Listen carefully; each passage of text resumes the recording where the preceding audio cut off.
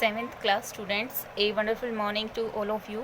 Student, I hope you all are safe at your home and you all have done your previous work. Now student, today let we start our next exercise 2.6. So student, let we start. This is our exercise 2.6. Here they give you sum of division by decimals. 100 in the first sum 126.5 divisible by 10. हमें इसको 10 से divide करना है. तो देखो हम इसको क्या करेंगे, सिंपली डिवाइड करेंगे. वैल्यू क्या दी गई है, हमें वैल्यू दी गई है 126 पॉइंट में 5. बाई के प्लेस पे हमने डिवाइड का सिंबल लगा देना है एंड देन 10. इस तरह से हमने क्या करना है, ये वैल्यू लिखनी है. ठीक है, अब क्या करेंगे हम, क्या हम इसको लिख सकते हैं 126 पॉइंट में 5 अपोन में 10 लिख सकते हैं ना, क्योंकि इसको डिवीज़न को इस फॉर्म में लिखो, इस फॉर्म में लिखो, बात सेम होती है. ठीक है, तो इस तरह लिख के अब हमने लिख दिया 1265 अपोन में 10. ये वैल्यू हमारे पास पहले से थी बट यहाँ पॉइंट था, तो हमने देखा पॉइंट के बाद 1 वर्ड है, तो हम यहाँ क्या करेंगे, मल्टीप्लाई का निशान लगा के, अगर 1 वर्ड है तो 1 के पीछे 1 0, 2 वर्ड है तो 1 के पीछे 2 0, इस तरह से लगा देंगे. तो अब ये नीचे कितना हो गया 1265. ये वैल्यू अपोन में 10 10 जा 100. अब यहाँ पे कितनी ज़ीरो आ गई हमारी 2 0, तो हम ऊपर वाली वैल्यू को इसी तरह से लिख देंगे और पीछे से 1 2 वर्ड छोड़ के यहाँ पॉइंट लगा देंगे. तो हमारा आंसर क्या आ जाएगा 12 पॉइंट में 65. This will be our answer.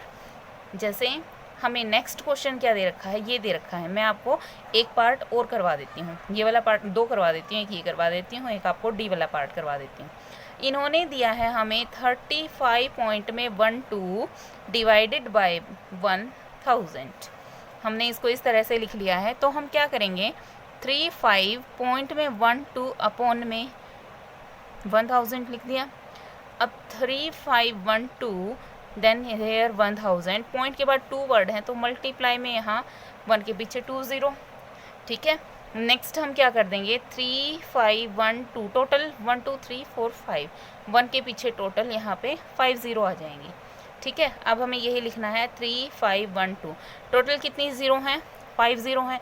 1 2 3 4 word हमारे पास 4 हैं, तो 5th वर्ड के आगे 0 लगा देंगे, then point then 0. This will be our answer. Next देखो, जैसे ये दे रखा हमें 0.025 and divide by 100. Part D है भाई ये. तो इसको हम कैसे करेंगे, सेम 0 पॉइंट में 025 अपोन में 100. देन वैल्यू क्या हो जाएगी 0025. ये वैल्यू 100 पहले से ही था. पॉइंट के बाद कितने वर्ड हैं, 3 वर्ड हैं, तो 1 2 3 30. तो अब ऊपर रह गया ओनली 25 और नीचे हो गया 1 2 3 4 5 0, 1 2 3 4 5. ठीक है, ऊपर है ओनली 25, लेकिन हमें वर्ड चाहिए 5. तो 1 2 3 4 5 वर्ड बनाने के लिए जितने वर्ड की कमी आ रही है हम उतनी ही 0 लगा देंगे. Understand. Now in the second sum divide the following.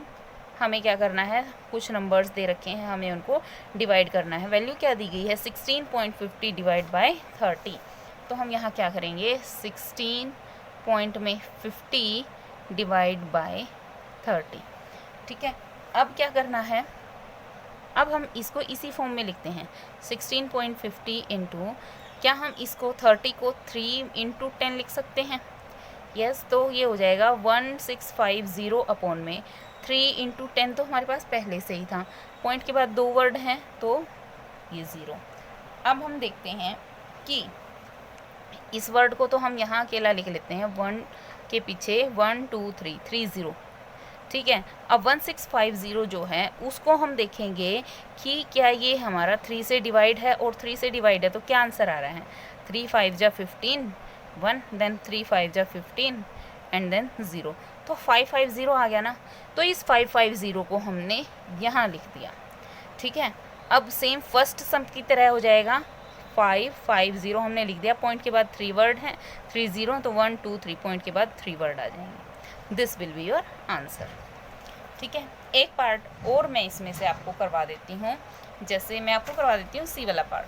ठीक है, सी पार्ट में क्या दिया है हमें टू पॉइंट में 5 डिवाइडेड बाय 120, ये वैल्यू दे रखी है।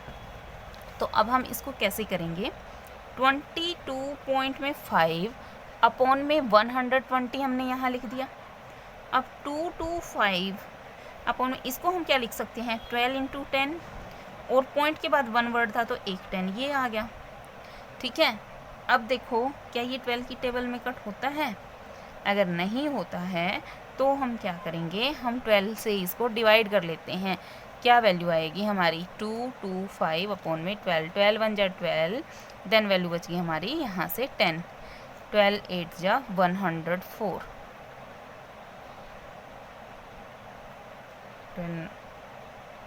108 96, 12 8 जा।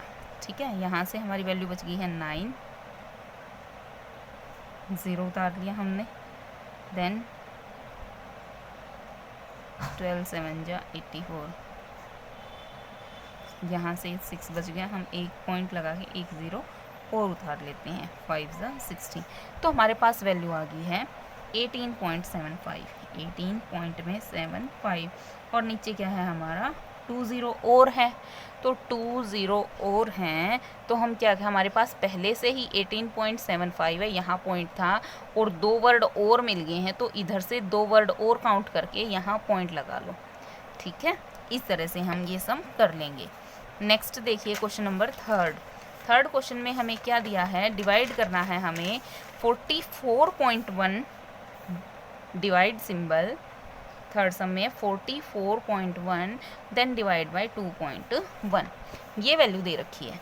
हम क्या करेंगे, 441 पॉइंट के बाद 1 वर्ड है तो यहाँ 10, एंड देन ये 2.1 है तो 21 अपॉन में 10।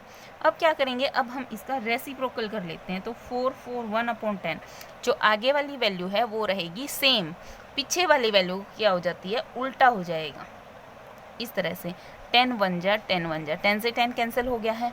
अब हम क्या करेंगे, 441 बच गया ना हमारे पास, हम 21 से इस वैल्यू को डिवाइड कर देंगे, तो हम रफली डिवाइड करेंगे हम 441 21 से, 21 2 जा 42, वैल्यू कितनी बच गई 21, तो हमारा आंसर आ गया इधर 21। डिवाइड करके जो यहाँ पे आएगी वैल्यू उसको यहाँ लिख देना। अगर ये पूरा डिवाइड नहीं होता है तो हम पॉइंट लगा के 0 उतार के हम इसको फिर सोल्व करेंगे।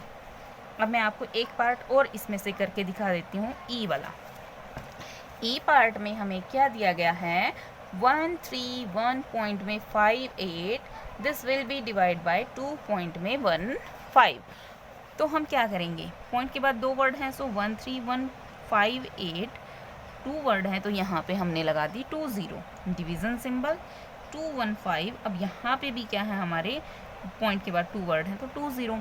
अब मैंने क्या बताया था, नेक्स्ट स्टेप, फर्स्ट वाली जो वैल्यू है वो सेम रह जाएगी, यहाँ मल्टीप्लाई का सिंबल और इसका रेसिप्रोकल मीन्स टू से इसका उल्टा।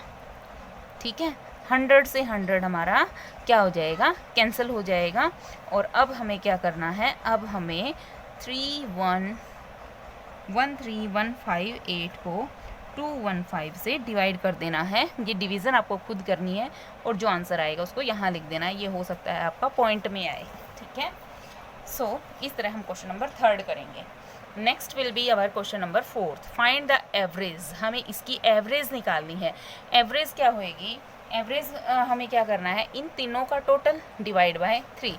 तो देखो हमें एवरेज निकालनी है किसकी, 4.2, 7 पॉइंट में 4 एंड 8 पॉइंट में 8। तो हम क्या करते हैं, जब भी हम किसी नंबर की क्या निकालते हैं, एवरेज निकालते हैं, तो एवरेज के नंबर यहाँ हो जाएंगे ऊपर प्लस सिंबल, और टोटल नंबर ऑफ टाइम 1 2 3 से डिवाइड कर देंगे। तो इनको ऐड करो, 8 एंड 2 10 एंड 4 14, 14 का 4 then 1 carry, 8 and 4 12 and 1 13 and 7 20। ठीक है, ये हो जाएगा हमारा। अब इसको हम 3 से डिवाइड करके देखते हैं। 3 से डिवाइड करने पर 3 6 जा 18 एंड 3 8 जा 24, 6 पॉइंट में 8 आंसर आ जाएगा। नेक्स्ट है हमारा क्वेश्चन नंबर 5 में क्या दिया है, कन्वर्ट एज डायरेक्टेड। हमें क्या करना है, इनको कन्वर्ट करना है। जैसे क्या दे रखा है, सेंटीमीटर इनटू मीटर। तो इसमें आपको सबसे पहले एक चीज़ पता होनी चाहिए, जो हमारी यूनिट होती है वो मिड में होती है। क्या होती है हमारी? Kilo hecto deca, unit deci centi milli, ये पढ़ते आए होंगे। तो जब भी हम लेफ़्ट से राइट की साइड मूव करेंगे, यहाँ से यहाँ, तो हम हमेशा one place to another place multiply करते जाते हैं 10 से। लेकिन जब हम ये है हम हमारा यहाँ से हम क्या कर रहे हैं? लेफ़्ट से राइट चल रहे हैं। जब हम यहाँ राइट से लेफ़्ट चलेंगे, ठीक है, राइट है, राइट से इधर चलेंगे हम, तो in that condition one step to another step 10 से क्या होता जाएगा? हमारा डिवाइड होता जाएगा। ये चीज़ याद रखनी चाहिए, ठीक है। तो अब फर्स्ट देखो क्या दिया गया है, 425 सेंटीमीटर। सेंटीमीटर, सेंटीमीटर से हमें मीटर जाना है, तो यूनिट होती है मीटर, ग्राम एंड लीटर, ये 3 होती हैं। तो मीटर की बात चल रही है, तो एक स्टेप यहाँ आए, दूसरा स्टेप यहाँ आए, तो कितना? 1 स्टेप गए तो 10, दूसरा है तो अगेन 10, तो 100 मीन्स टू से जो वैल्यू दे रखी है उसको 100 से डिवाइड कर देना है। So simple. ए पार्ट हम लिखेंगे 425 सेंटीमीटर इंटू